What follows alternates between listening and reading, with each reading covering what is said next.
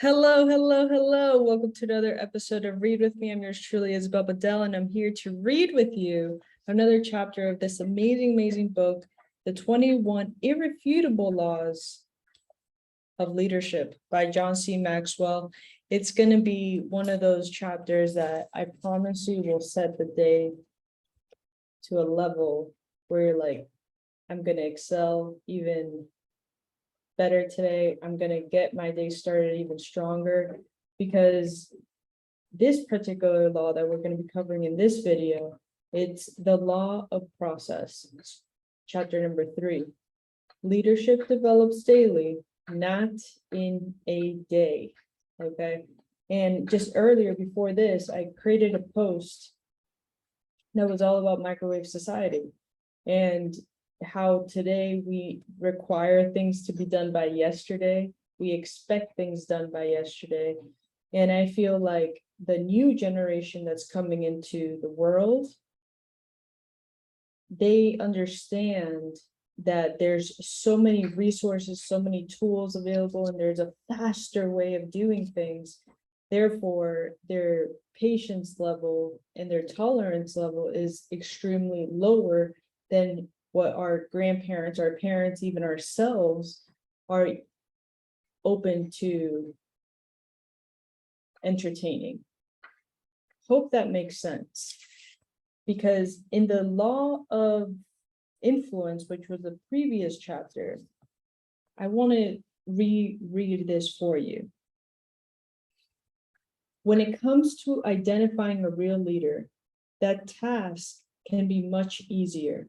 Don't listen to the claims of the person professing to be the leader. Don't examine his credentials. Don't check the title. Check his influence. The proof of leadership is found in the followers. Understanding a true leader understands who they are, who they know, what they feel, where they've been, what they've done, what they can do, and they're able to use that as leverage for their leadership to convey others into their vision. Now, because I'm opening it up with this, I want you to think of how am I becoming a leader each and every day? How am I becoming a better leader in my organization, my family, and my relationships? How? This particular book is designed to help you think in an expansion mindset, okay? So this law of process, I love that it's like you develop daily, not in one day. And the reason why I'm so passionate about this is because, yes, microwave society is a real thing, but delayed gratification is even more of a stronger reward if we're able to deploy patience, So I'm really, really excited about this. I've always been a person that's like, let's go for the bigger vision. If it's not like a massive vision, I can't get behind it because it just doesn't make sense. I'm into like a world, earthly, like global thinking.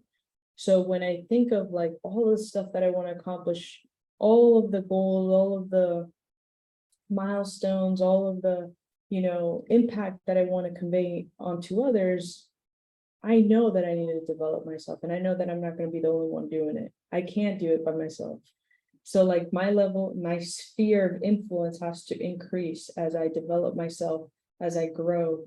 So ask yourself this: are you in a position where you're receiving that information? Are you only thinking about, what's tomorrow, what's today, where's, my next win right now? Leaders, true winners, people that convey conviction in the vision, they are thinking about like 5 years, 10 years, 20 years, 50 years, like past their lifetime. And I'm so confident that what we're going to be covering in this particular chapter here is just going to set off a light bulb for what's to come. So let's get into it. The law of process. Leadership develops daily, not in a day. Anne Schieber was 101 years old when she died in January 1995. For years, she had lived in a tiny rundown, rent-controlled studio apartment in Manhattan. The paint on the walls was peeling, the old bookcases that lined the walls were covered in dust. Rent was $400 a month. Schieber lived on Social Security and a small pension, which she started receiving in 1943. When she retired as an auditor for the Internal Revenue Service, she had done very well at the IRS, and more accurately, the agency hadn't done right by her. Despite having a law degree and doing excellent work, she was never promoted. And when she retired at age 51, she was making only $3,150 a year. She was treated very, very shabbily, said Benjamin Clark, who knew her as well as anyone did. She really had to fend for herself in every way. She was really quite a struggle. She was the model of thrift. She didn't spend money on herself. She didn't buy new furniture as the old pieces she owned became worn out. She didn't even subscribe to a newspaper, and about once a week, she used to go to the public library to read the Wall Street Journal. Here's the windfall. Imagine the surprise of Norman Lamb, the president of Yeshiva University in New York City, when he found out that Anne Schieber, the little old lady whose name he had never heard, who had never attended yeshiva, left nearly her entire estate to the university. When I saw the will, it was mind-blowing. Such an unexpected windfall, said Lamb. This woman has become a legend overnight. The estate Anne Schieber left to Yeshiva University was worth $22 million. How in the world did a spinster who had been retired for 50 years build an 8-figure fortune? The answer is she did it one day at a time. By the time she retired from the IRS in 1943, Anne Schieber had managed to save $5,000. She invested that money into stocks, and by 1950, she had made enough profit to buy 1,000 shares of Shearing Plow Corporation stock, then valued at $10,000, and she held on to that stock, letting its value build. By that time that she died, those original shares split enough times to produce 128,000 shares worth $7.8 million. The secret to Schieber's success was that she spent most of her life building her worth. Whether her stock's values went up or down, she didn't sell it off with the thought, oh, I'm finished building, and now it's time to cash out. She was in for the long haul, the really long haul. When she earned dividends, which kept getting larger and larger, she reinvested them back into additional stocks. She spent her whole life building, her whole lifetime building, while other older people worry that they may run out of funds before the end of their lives. The longer she lived, the wealthier she became. When it came to finances, Schieber understood and applied the law of process. Leadership is like investing, it compounds. Becoming a leader is a lot like investing successfully in the stock market. If your hope is to make a fortune in a day, you're not going to be successful. There's no successful day traders in leadership development. And what matters most is what you do day by day over the long haul. My friend Tag Shorts maintains the secret of our success is found in our daily agenda. If you continuously invest into your leadership development, letting your assets compound, the inevitable result is growth over time. What can you see when you look at a person's daily agenda? Priorities, passion, abilities, relationships, attitude, personal discipline, vision, and influence. See what a person is doing every day, day after day, and you'll know who that person is and what he or she is becoming. That's strong. When I teach leadership at conferences, people inevitably ask me if leaders are born. I always answer, yes, of course they are. And I've yet to meet an unborn leader. How else would you expect them to come into the world? We all laugh, and then I answer the real question, whether leadership is something a person is either born with or and possess, or not born with and doesn't. Although it's true that some people are born with greater natural gifts than others, the ability to lead is really a collection of skills, nearly all of which can be learned and improved. But that process doesn't happen overnight. Leadership is complicated and has many facets: respect, experience, emotional strength, people skills, discipline, vision, momentum, timing. The list goes on. And as you can see, many factors that come into play in leadership are intangible. That's why leaders require so much seasoning to be effective. That's why I felt that only after reaching age 50, I was truly beginning to understand the many aspects of leadership with clarity. Leaders are learners.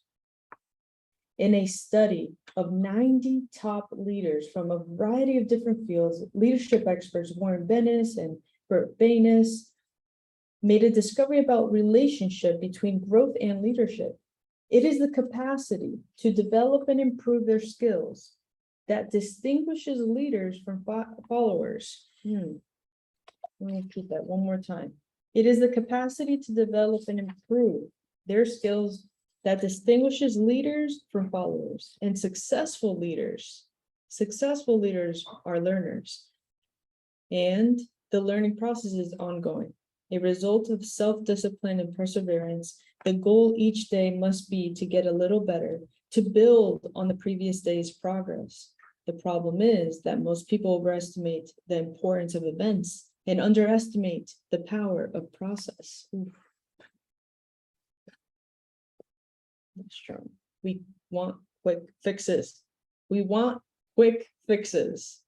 We want the compounding effect that Ann Cheever received over 50 years, but we want it in 50 minutes.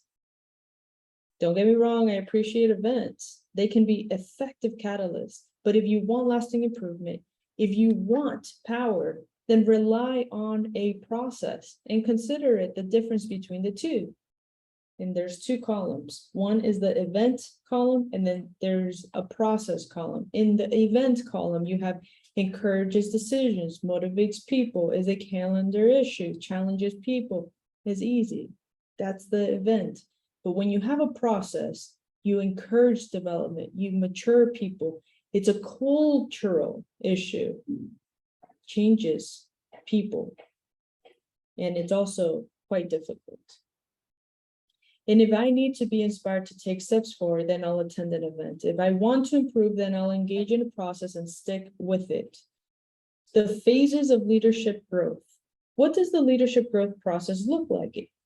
Every person is different. However, whether or not you possess great natural ability for leadership, your development and progress will probably occur according to the following 5 phases. Phase number 1, I don't know what I don't know. Many people fail to recognize the value of leadership. Some don't recognize its importance. Others believe that leadership is only for a few. For the people at the top of the corporate ladder, they have no idea of the opportunities they're passing up when they don't learn to lead.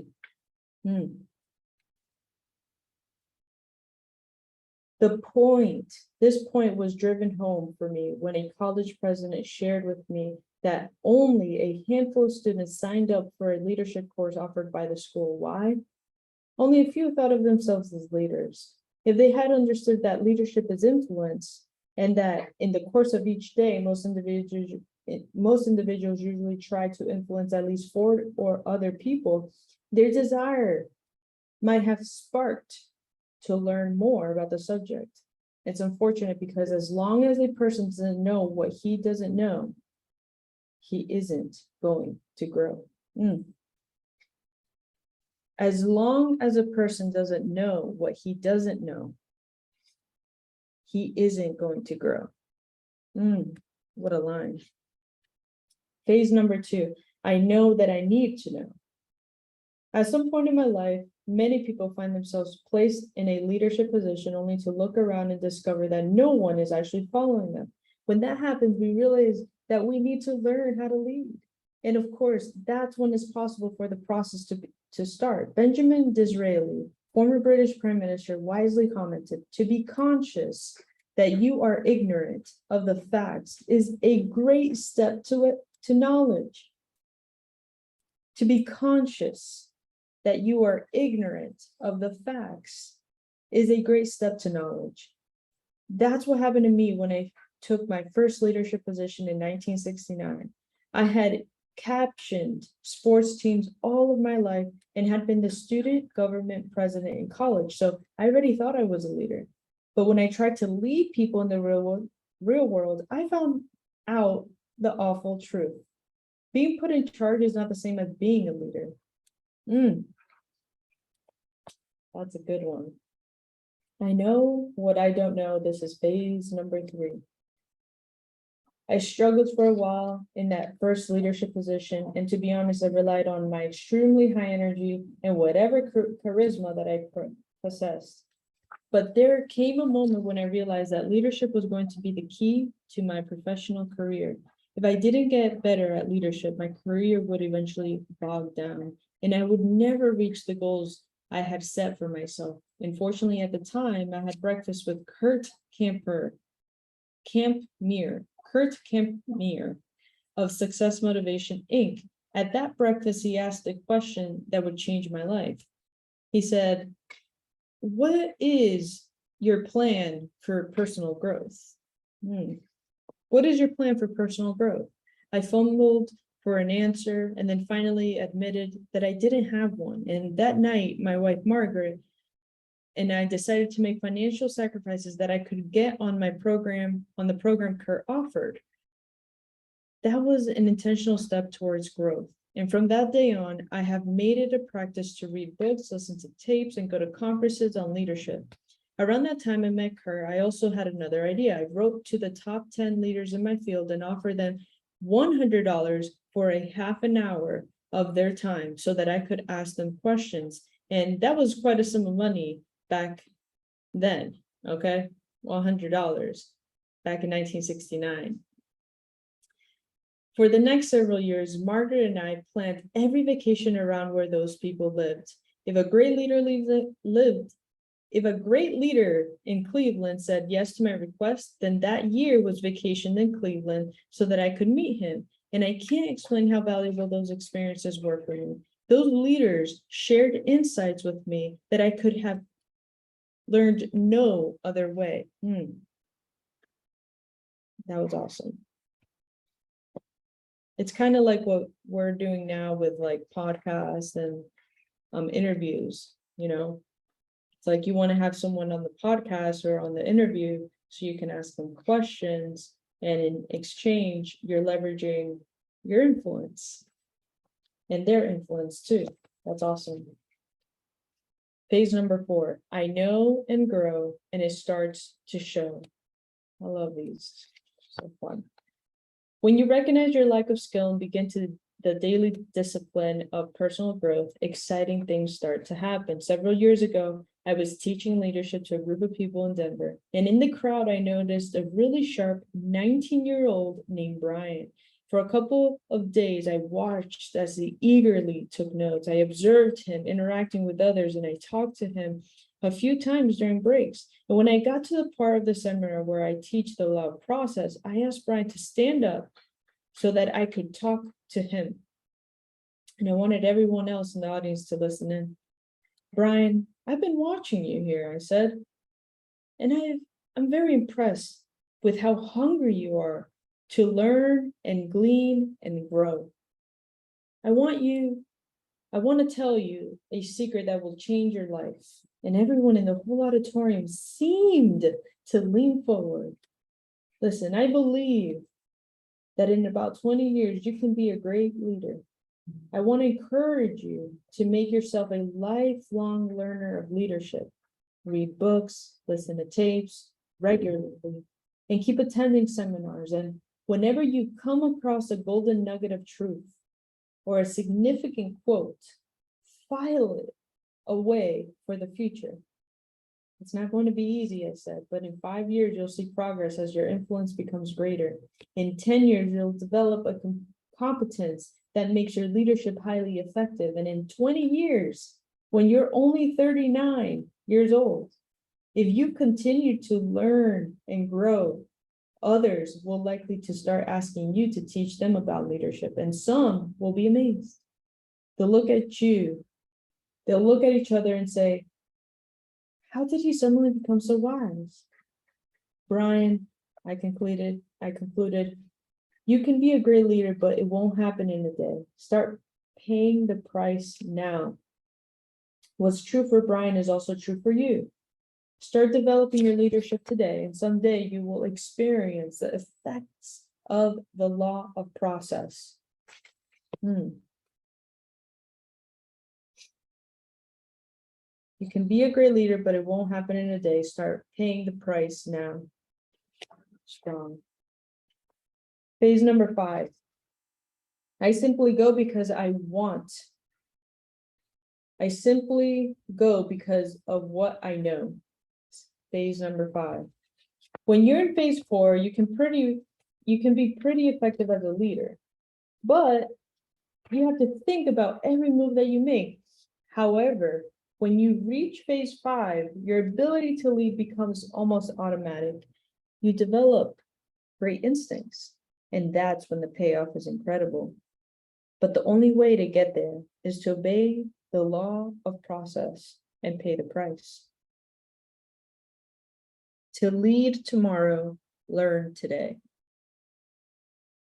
Leadership is developed daily, not in a day.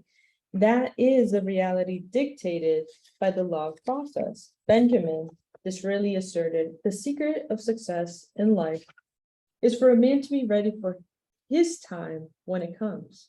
When a person does on a discipline, consistent basis gets him ready, no matter what the goal.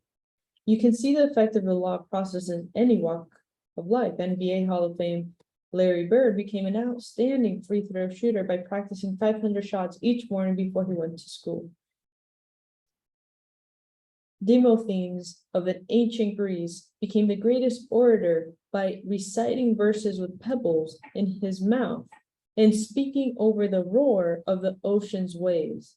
And he did it despite having been born with a speech impediment. You need to have the same dictation. To become an excellent leader, you need to work on it every day. Fighting your way up. There's an old saying, champions don't become champions in the ring, they are merely recognized there. And that's true.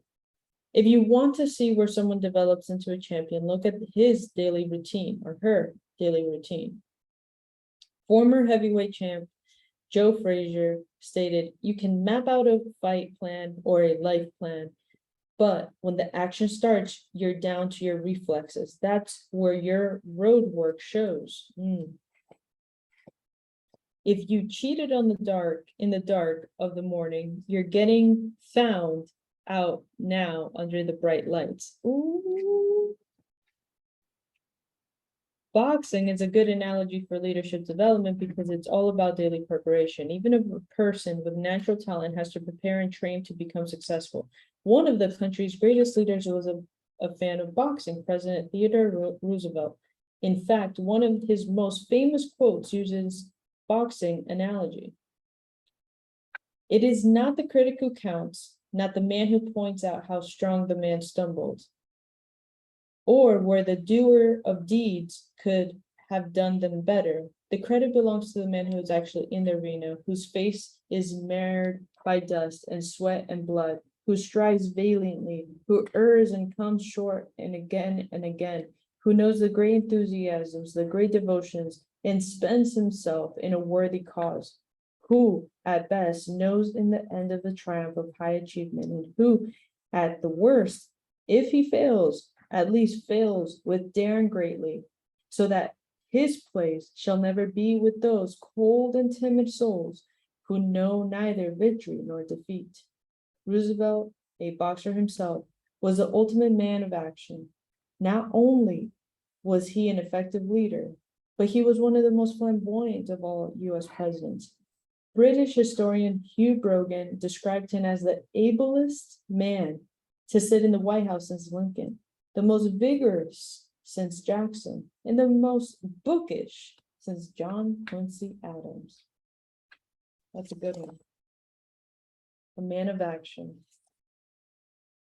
T.R. Roosevelt's nickname is remembered as an outspoken man of action and proponent of the vigorous life. While in the White House, he was known for regular boxing and judo sessions, challenging horseback rides, and long, strenuous hikes. A French ambassador who visited Roosevelt used to tell about the time that he accompanied the president on a walk through the woods when the two men came to the banks of a stream that was too deep to cross by foot. TR stripped off his clothes and expected the dignitary to do the same so that they could swim to the other side. Nothing was an obstacle to Roosevelt. At different times in his life, Roosevelt was a cowboy in the Wild West, an explorer and big game hunter, and a rough riding cavalry officer in the Spanish-American War. His enthusiasm and stamina seemed boundless. As the vice presidential candidate in 1900, he gave 673 speeches and traveled 20,000 miles while campaigning for President McKinley. And years after his presidency, while preparing to deliver a speech in Milwaukee, Roosevelt was shot by a would-be assassin. With a broken rib and a bullet in his chest, Roosevelt insisted on delivering his 1-hour speech before allowing himself to be taken to the hospital. Wow, I didn't know that. Roosevelt started slow. Of all the leaders this nation has ever had, Roosevelt was one of the toughest, both physically and mentally. But he didn't start that way. America's cowboy president was born in Manhattan to a prominent, wealthy family. As a child, he was puny and very sickly. He had debilitating asthma, possessed very poor eyesight, and was painfully thin. His parents weren't sure he would survive. When he was 12, young Roosevelt's father told him, "You have the mind, but you have not the body. And without the help of the body, the mind cannot go as far as it should. You must make the body. You must make the body." Make it he did. He lives by the law of process. TR spent time every day building his body as well as his mind, and he did that for the rest of his life. He worked out with weights, hiked, ice skated, hunted, rode horseback, and boxed. In later years, Roosevelt assessed his progress, admitting that as a child, he was a nervous and timid kid. Yet, he said, from reading of the people I admired, and from knowing my father, I had a great admiration for men who were fearless and who could hold their own in the world, and I had the great desire to be liked by them. By the time TR graduated from Harvard, he was like them, and he was ready to tackle the world of politics. Here's no overnight success. Very, very key. Roosevelt didn't become a great leader overnight either. His road to the presidency was one of slow, continual growth. As he served in various positions, ranging from New York City Police Commissioner to the President of the United States, he kept learning and growing. He improved himself, and in time, he became a strong leader. That was further evidence that he lived by the law of process. Roosevelt's list of accomplishments is remarkable, and under his leadership, the United States emerged as a world power. He helped the country develop a first-class navy. He saw the Panama Canal was built. He negotiated peace between Russia and Japan, winning a Nobel Peace Prize in the process. And when the people questioned TR's leadership, since he had the since he had first become president when McKinley was assassinated, he campaigned and was reelected by the largest majority to any president up to his time. Ever the man of action, when Roosevelt completed his second term as president in 1909, he immediately traveled to Africa, where he led a scientific expedition sponsored by the Smithsonian Institution. A few years later, in 1913, he co-led a group to explore the uncharted river of doubt in Brazil. It was a learning adventure, he said, he could now pass up. It was my last chance to be a boy, he later admitted. He was 55 years old, and on January 6, 1919, at his home in New York, Theodore Roosevelt died in his sleep. Then Vice President Marshall said, death had to take him sleeping, for if Roosevelt had been awake, there would have been a fight.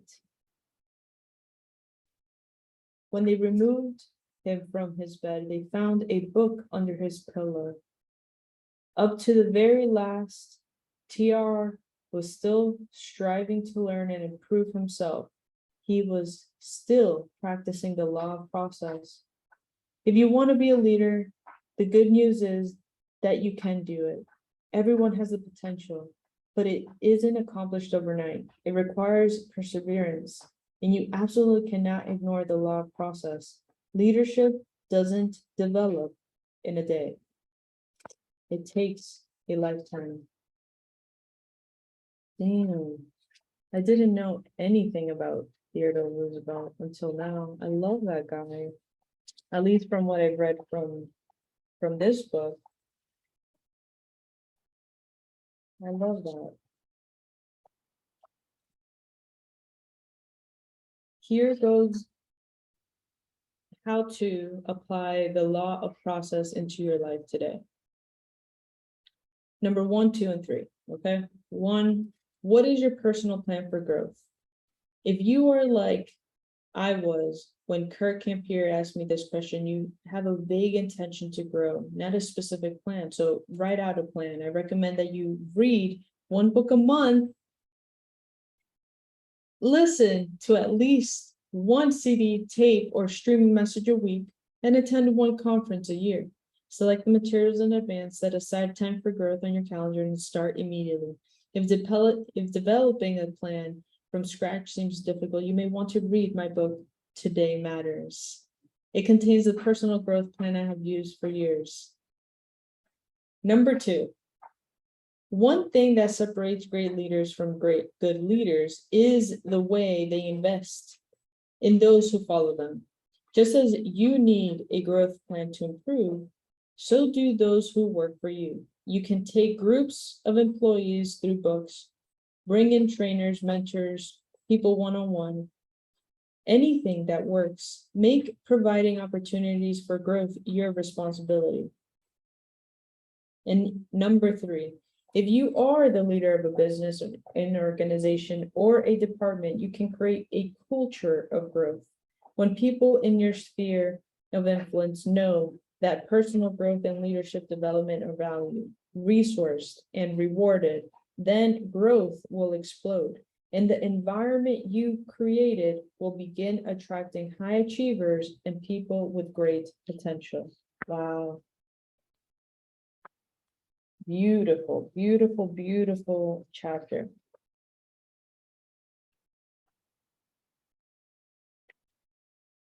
I love this one right here. This quote right here really hit me hard. When the action starts, you're down to your reflexes.